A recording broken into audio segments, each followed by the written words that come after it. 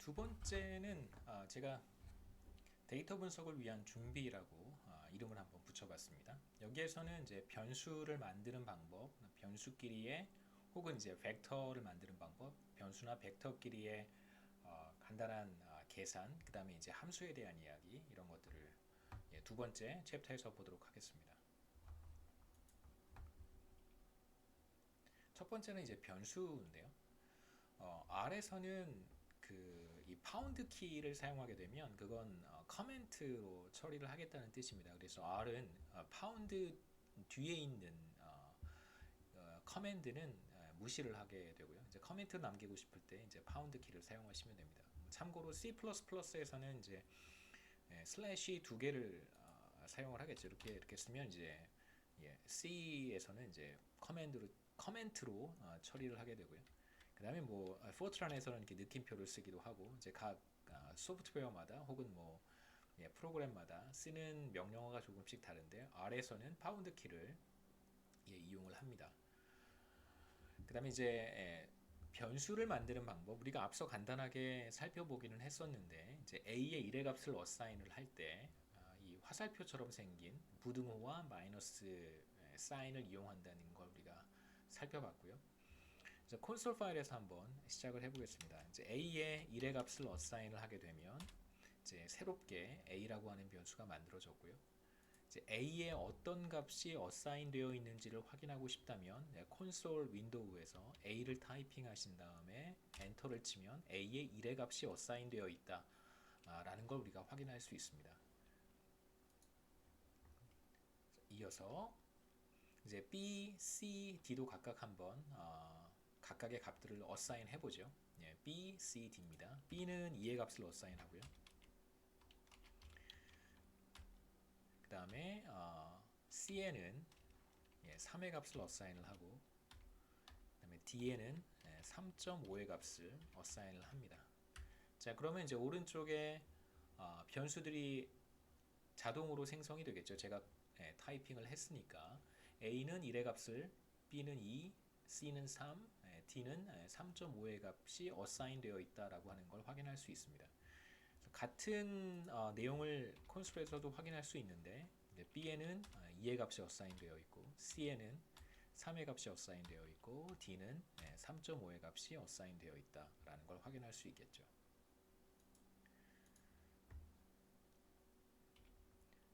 그 다음에 간단한 계산을 한번 우리가 해보려고 합니다. 첫 번째는 A 플러스 B, 두 번째는 A 플러스 B 플러스 C 이런 이제 간단한 계산들을 제가 한번 해보겠습니다. 먼저 이 콘솔 윈도우를 청소하는 간단한 명령어가 컨트롤 L을 쓰셔도 괜찮고요. 그래서 컨트롤 플러스 L 이렇게 입력하셔도 괜찮고 또는 오른쪽 위에 이제 이 빗자루 모양을 클릭하시면 콘솔 윈도우를 다 깨끗하게 클리어 할 수 있습니다. 이렇게 클릭 한번 해보죠. 자, 그러면 이제 물론 저장되어 있는 가상 메모리에 저장되어 있는 변수들이라든가 변수에 어사인 되어 있는 값들이 사라지는 건 아니에요. 그것들을 지우고 싶다면 이제 오른쪽 여기에서 이 빗자루를 클릭하시면 그러면 이제 워크스페이스에 그러니까 버추얼 메모리에 있는 모든 내용들이 다 사라지게 됩니다. 여기에서는 그냥 간단하게 창만 정리하는 거니까요. 우리가 먼저 해보고 싶은 것은 이제 a 더하기 b인데 a 더하기 b를 하면 3이 되겠죠. a는 1이고 b는 2니까요. 3의 값이 return 될 것이고 그 다음에 이제 a와 b와 c의 값을 더하고 싶다면 이렇게 간단하게 계산하시면 됩니다. 답은 6이 되고요. 그 다음에 이제 4 나누기 b를 한다면 b가 2니까 2가 되겠죠. 그 다음에 마지막으로 5 곱하기 b를 하고 싶다면 이제 b가 2니까 10의 값이 리턴 될 거예요. 이런 식으로 우리가 간단한 계산을 해볼 수 있습니다. 이어서 하나의 변수에 이제 하나의 값이 어사인 되어 있는 어사인 하는 방법을 우리가 살펴봤고 여기에서는 벡터를 만드는 건데요. 일종의 이제 하나의 변수에 여러 개의 값을 어사인하는 그런 방법이라고 할 수 있습니다. 실제로 이제 어떤 데이터를 분석을 하게 되면 데이터라고 하는 것은 하나의 변수에 이제 다양한 값들이 담겨 있을 거예요. 예를 들면 이렇게 생각해 볼 수 있습니다. 중간 시험 성적이라고 하는 변수가 있어요. 그러니까 midterm이라고 하는 변수가 있는데 그 변수에는 어떤 값들이 있냐면 단 하나의 값만 있는 것이 아니라 예를 들어서 빅데이터 이 수업을 수강하는 학생들의 중간 시험 성적들이 다 들어가 있겠죠. 첫 번째 학생부터 시작해서 뭐 예를 들면 40명이 수강한다고 한다면 40번째 학생들까지 40개의 값들이 있을 텐데 이러한 값들을 우리가 어떻게 어사인하고 어떻게 분석하고 어떻게 처리할 것인가가 사실 중요한 관심사이기도 합니다. 이제 그런 것을 위해서 첫 번째 과정으로 실제로 우리가 벡터를 한번 만들어 보는 것이죠. 벡터를 만드는 방법에는 이제 몇 가지가 있는데 그 중에 이제 우리가 세 가지만 여기에서 보도록 하겠습니다. 먼저 첫 번째 변수를 한번 만들어 보고 싶은데요. 첫 번째 변수에는 어떤 값들이 들어가 있냐면 1, 2, 5, 7, 8이라고 하는 값이 들어가 있습니다. 첫 번째 벡터를 만드는 방법은 이렇게 C라고 하는 커맨드를 사용하는 것이고요. 1, 2, 5, 7, 8 이렇게 컴마로 구분해 주시면 사실상 변수 이름 v1이라고 하는 것은 벡터가 되고 이 벡터에는 모두 5개의 엘리먼트가 들어가게 됩니다. 그래서 이제 v1이라는 걸 만들었는데 오른쪽에서 보시면 v1은 1부터 5까지. 그래서 이제 사실 5는 v1이라고 하는 변수의 디멘전을 가리키는 것이다. 차원을 가리키는 것이다 라고 생각하면 되겠죠. 디멘전을 보여주는 것이고 사실상 엄밀한 의미에서 보면 이건 그러니까 1차원 변수라고 보통 우리가 이야기를 하죠. 원 디멘전이긴 해요. 왜냐하면 그 벡터이긴 하지만 실제로 이렇게 한 줄로 우리가 나열할 수 있으니까요. 예를 들어서 우리가 어떤 데이터가 이렇게 테이블의 형태로 표현이 된다면 이건 이제 우리가 2 디멘전이라고 이야기를 하고요. 그 다음에 이제 어떤 데이터가 큐빅의 형태를 갖는다면 뭐 직육면체에 비슷하게 육면체의 어떤 큐빅의 형태를 갖는다면 이제 우리가 그런 데이터를 3차원 디멘전 3라고 얘기를 합니다. 그래서 뭐 조금 더 엄밀하게 얘기하면 사실상 우리가 보고 있는 v1이라고 하는 변수는 원 디멘전이긴 하지만 제가 무슨 말씀을 드리고 있는지 여러분 충분히 이해하시리라고 생각합니다. 기본적으로 1차원 벡터라고 하는 것은 그냥 숫자가 쭉 하나로 나열되어 있는 거예요. 근데 여기에서 이제 5라고 하는 것은 원소의 개수, 엘리먼트의 숫자라고 이야기하기도 하고 또는 그냥 이걸 우리가 디멘전, 이 변수의 디멘전이다라고 부르기도 합니다. 혼란스럽게 생각하지 마시고 그렇게도 부르고 엄밀히 말하면 v1은 1차원 벡터고요. 여기서 이제 원소의 개수가 5개다 이렇게 부르기도 하고 혹은 그냥 단순히 이걸 디멘전 5다라고 이야기해도 틀린 건 아니에요. 그래서 여기서 이제 디멘전이라고 우리가 생각할 수 있고 여기에 이제 모두 1, 2, 5, 7, 8 5개 엘리먼트가 들어가 있습니다. 앞부분에 있는 NUM이라고 하는 것은 뉴메릭 벡터다라는 걸 의미하는 것이고요. 뉴메릭, 이렇게 뉴메릭이라는 의미에서 NUM을 줄여서 보여주는 거예요. 우리가 나중에 또 다른 변수들, 뭐 다른 유형, 타입 혹은 뭐 다른 클래스 이렇게 나눠서 보긴 할 텐데 여기서 간단하게 v1은 이제 뉴메릭 벡터다 라고 이제 R이 인식을 하고 있다는 것 정도만 알고 계시면 좋겠습니다. 두 번째 방법은 이런 방법을 쓰는 거예요. v2라고 하는 벡터를 이렇게 v1 먼저 확인해 보죠. v1은 이렇게 생겼습니다. 1, 2, 5, 7, 8을 제가 넣었기 때문에 이렇게 1, 2, 5, 7, 8 벡터가 만들어졌고요. 두 번째 v2는 이번에 이렇게도 만들 수 있습니다. 이번에는 일정하게 증가하거나 혹은 일정하게 감소하는 벡터를 만들 수도 있어요. 그래서 1부터 5까지 하나씩 일씩 증가하는 벡터를 이렇게 만듭니다. C에서 1, 그 다음에 콜론 5, 1부터 5까지 일씩 증가하는 원소를 갖는 벡터가 v2가 될 거예요. 그래서 v2로 확인해 보시면 v2는 1, 2, 3, 4, 5가 됩니다. 그래서 1부터 5까지 일씩 증가하는 벡터가 되는 거예요. 그래서 한 가지 차이점을 보시면 v1과 v2는 지금 R에서 뭐라고 인식을 했냐면 인티저라고 인식을 했습니다. 그래서 이 int는 이제 인티저를 의미하는 것이고요. 인티저는 이제 우리말로 정수라고 부르죠. 정수를 가리키는 것입니다. 그래서 V2는 기본적으로 이제 R에서 정수로 인식을 한 거예요. 그래서 정수와 뉴메릭, 그러니까 인티저와 뉴메릭의 차이는 사실 있습니다. 뉴메릭은 기본적으로 우리가 플롯이라고 부르는데, 그러니까 소수점, 그러니까 메모리를 어떠한 변수, 어떤 데이터, 어떤 변수들을 저장을 할 때 모든 소프트웨어가 그런데요. 이거에 대한 메모리를 얼마만큼 확보하느냐. 그러니까 V1이라고 하는 변수를 저장을 할 때 메모리를 얼마나 확보하느냐. V2라고 하는 변수를 저장을 할 때 메모리를 얼마나 확보를 하느냐에 따라서 뉴메릭과 인티저가 구분이 되는데요. 그러니까 인티저 정수의 형태로 저장을 한다면 그 소수점 이하는 보지 않는 거잖아요. 정수라고 하는 건 이제 소수점 이하는 보지 않는 것이니까. 그렇기 때문에 실제로 메모리를 적게 사용을 할 수 있고, 뉴메릭 혹은 플로트라고 하는 변수를 저장을 할 때는 소수점 이하 몇 째짜리까지 정확하게 계산을 해야 되기 때문에 상대적으로 많은 메모리를 이제 할당을 하게 돼요. 정확한 계산, 소수점 8째짜리 혹은 소수점 10째짜리까지 정확한 계산을 해야 될 때는 인티저라고 하는 변수를 사용하면 안 되겠죠. 당연히 이제 뉴메릭을 사용하는 것이 계산의 정확성을 위해서는 중요한데 당연한 것이죠. 여기에선 우리가 뭐 간단한 계산을 할 때에는 뭐 인티저를 사용을 하든 뉴메릭을 사용하든 큰 차이는 없습니다. 이 둘을 구분해야 될 필요가 있을 때는 제가 구분해서 말씀드리고요. 나중에 말씀드렸지만 타입과 클래스를 우리가 구분해서 볼 기회가 있습니다. 그때 가서 조금 더 구체적으로 살펴보도록 하겠습니다. 그 다음에 이제 벡터를 만드는 세 번째 방법은 seq라고 하는 함수를 사용을 하는 건데요. 이제 V3는 이렇게 seq라고 하는 함수를 사용하는 것입니다. 자동 완성 기능이 있어서요. RStudio에는 그러니까 sequence라고 하는 함수는 뭐냐면 수열을 만들어 내라라고 하는 그런 함수라고 생각하시면 됩니다. 그러니까 sequence가 이제 수열이라는 뜻이니까요.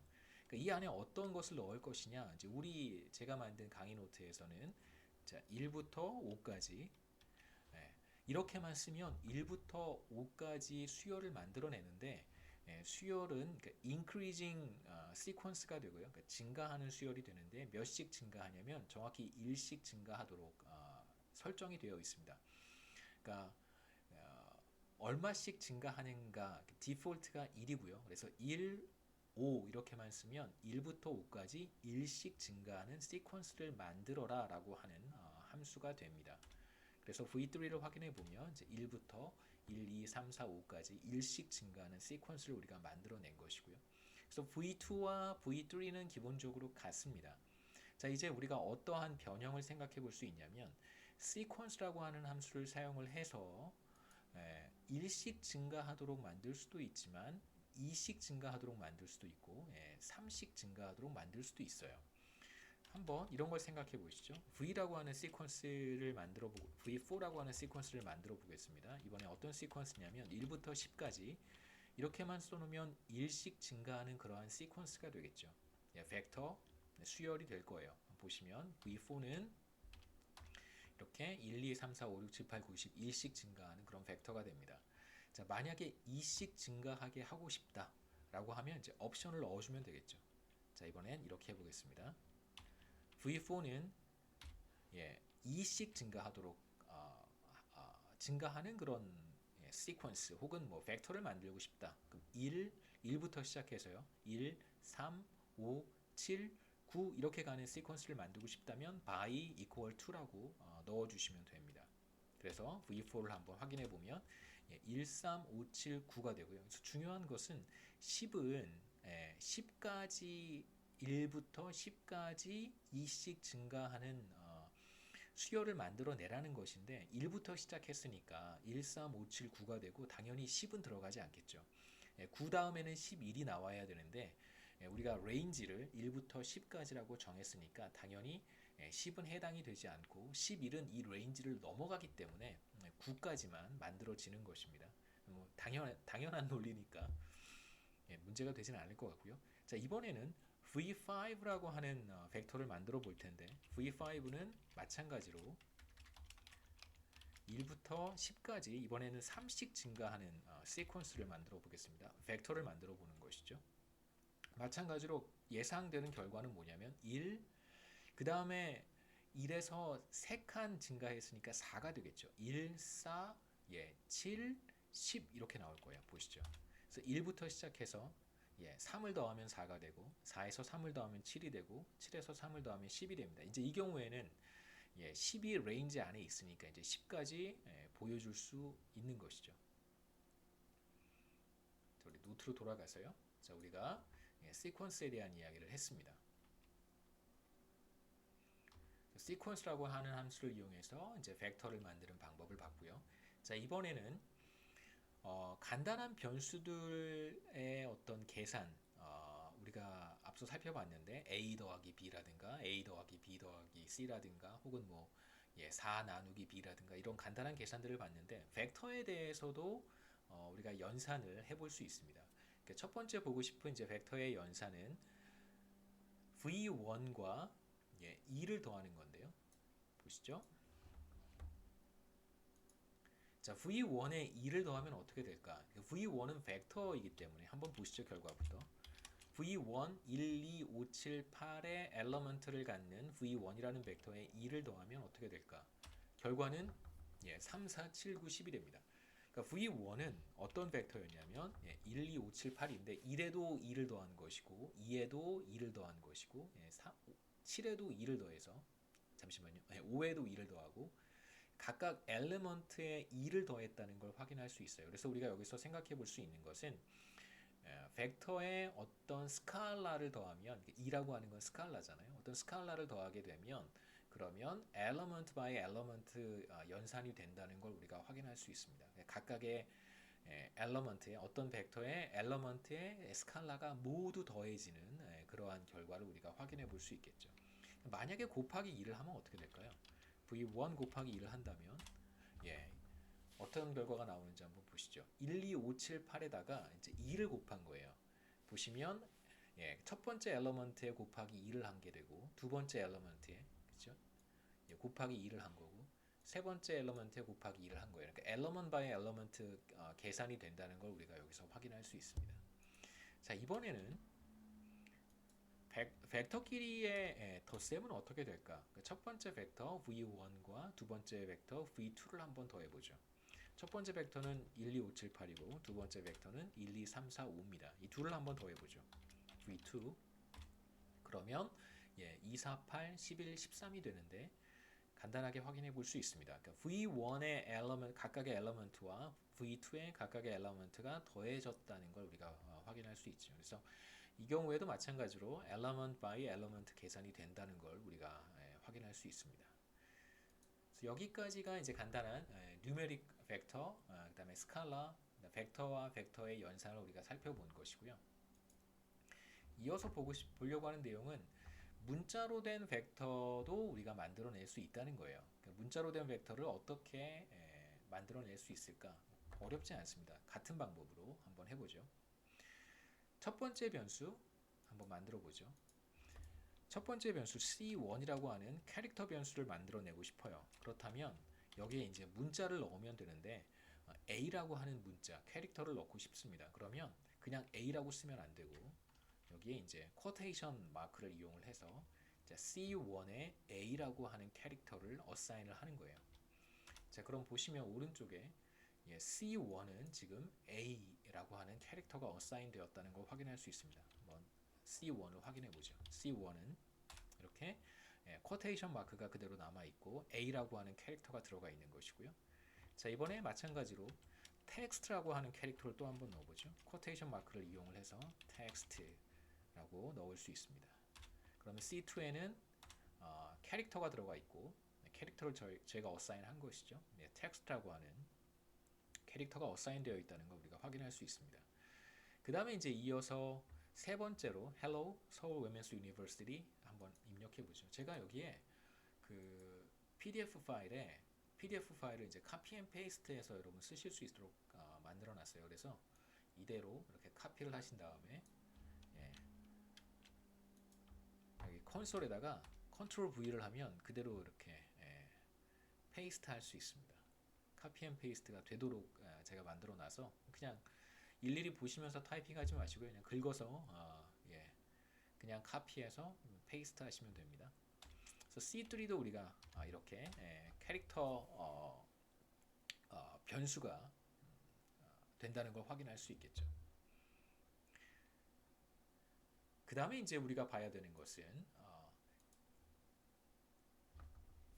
벡터를 만들어낼 수도 있습니다. 문자로 된 벡터, 캐릭터 벡터를 우리가 만들어낼 수 있는데 마찬가지로 우리가 뉴메릭 벡터를 만들어낼 때 사용했던 C라고 하는 함수를 이용하시면 돼요. 그래서 C4를 한번 만들어 보죠. 자, C4는 자 이렇게 C라고 하는 함수를 이용을 하는데 C4는 A, B, C 세 개의 캐릭터로 되어 있는 엘리먼트를 갖는 벡터가 되겠죠.